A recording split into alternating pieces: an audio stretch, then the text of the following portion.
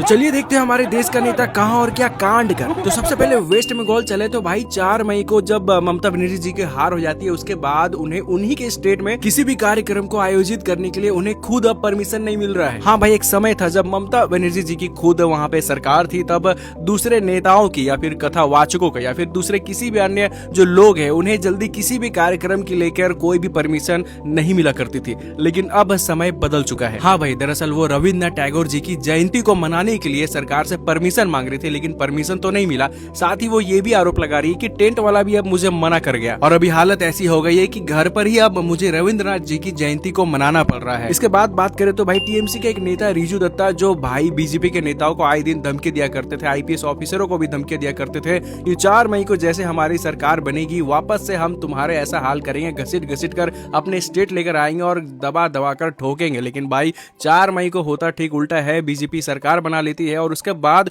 रिजू दत्ता भाई पूरे के पूरे 360 डिग्री का यू टर्न मारते हैं और फिर तुरंत माफी मांगने लग जाते हैं बीजेपी के नेताओं से। वो आगे ये भी कहते हैं कि मुझे यहीं पर रहना, मेरा एक छोटा सा परिवार है और उसकी सेफ्टी के लिए भाई मैं खुलकर बीजेपी के नेताओं से माफी मांगता हूं और आगे ये भी क्लियर कर देता हूं कि मैंने जो भी बात कही है टीएमसी में, टीएमसी के ऊपर से जो भी लोग निर्देश दिया करते थे बस वही बात मैं लोगों के सामने रख दिया करता था, मेरी इसमें कोई गलती नहीं है। मतलब आप सोच कर देखो भाई, जब तक टीएमसी की सरकार थी ये आदमी खुलेआम क्या लोगों को धमकियां पे धमकियां दिया करता था, लेकिन जैसे ही टीएमसी की हार होती है तुरंत बीजेपी वालों से माफी मांगकर अपने और अपने परिवार की सुरक्षा की भीख मांगने लगते हैं। इसके बाद आगे बढ़े तो कोलकाता पुलिस भी भाई क्या सॉलिड यू टर्न मारा है भाई। जो कोलकाता पुलिस एक एक बार टीएमसी के इशारों पर काम किया करती थी, आज वही कोलकाता पुलिस तुरंत ट्विटर पे बीजेपी को, अमित शाह को और नरेंद्र मोदी जी को फॉलो करके ये संदेश दे दिया कि भाई अब हम तुम्हारे चुंगल से छूटकर बीजेपी के समर्थन में आ चुके हैं। तो अब आगे बढ़ते वेस्ट बंगाल में बीजेपी की सरकार बन चुकी है और शुभेंदु अधिकारी जी बंगाल के नए चीफ मिनिस्टर बन चुके हैं भाई। और मुख्यमंत्री बनते ही जो सबसे पहला काम उन्होंने किया वो ये किया कि बीएसएफ को अलाउ कर दिया कि जाओ हम अपनी जमीन देते हैं, लेकिन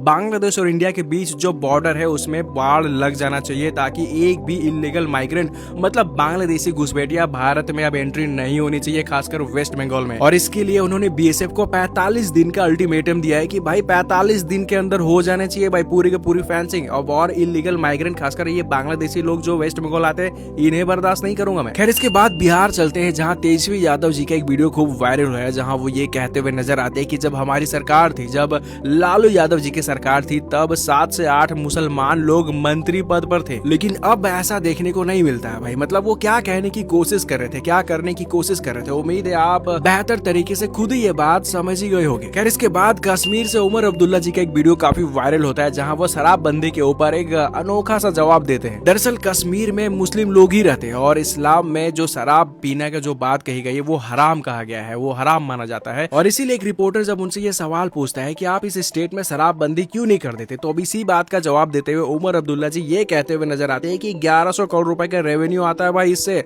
वो भी हर साल। अगर मैं इसे बंद कर दूं तो ये पैसे कहां से आएंगे? एक काम करो, 1100 करोड़ रुपए आप ही मुझे दे दो, मैं शराबबंदी कर देता हूं। तो अब आगे बढ़ते हैं प्रियंका गांधी जी की तरफ। उनसे एक रिपोर्टर जहां पर ये सवाल पूछती है कि भाई मुसलमान की आबादी जो काफी तेजी से बढ़ रहा है, आप बताइए जो हिंदू है वो 8% के ग्रोथ रेट है उनकी और जो मुसलमान लोग की जो जनसंख्या है वो 43% के हिसाब से बढ़ी है, तो इसमें आपकी क्या राय है, आप क्या कहना चाहोगे? जिसका जवाब देते हुए पहले तो भाई काफी भड़क जाते हैं प्रियंका गांधी और वो ये कहते हैं कि आप ये बताओ कि आप कहां से आए हो और कौन आपको ये उल्टे पुल्टे सवाल पूछने को कह रहा है भाई। काफी उस पर भड़क सा जाती है। खैर इसके बाद असम की ओर चले जहां बीजेपी वापस से जीत हासिल करती है और वहां जो मुख्यमंत्री बनते हैं वो वापस से हेमंत बिस्वा शर्मा जी ही बनते हैं। और मुख्यमंत्री बनते ही जो सबसे पहला काम उन्होंने किया वो सेम वेस्ट बंगाल की तरह ही उन्होंने भी किया है भाई। उन्होंने सेम एक ही बात कहा है कि बांग्लादेशी घुसपैठियों को भारत में घुसने से रोकना है। मतलब 100 बात की एक बात कहूँ तो वेस्ट बंगाल और असम में बीजेपी की सरकार बनते ही दोनों जगह एक ही बात पर ज्यादा जोर दिया जा रहा है और वो ये कि अब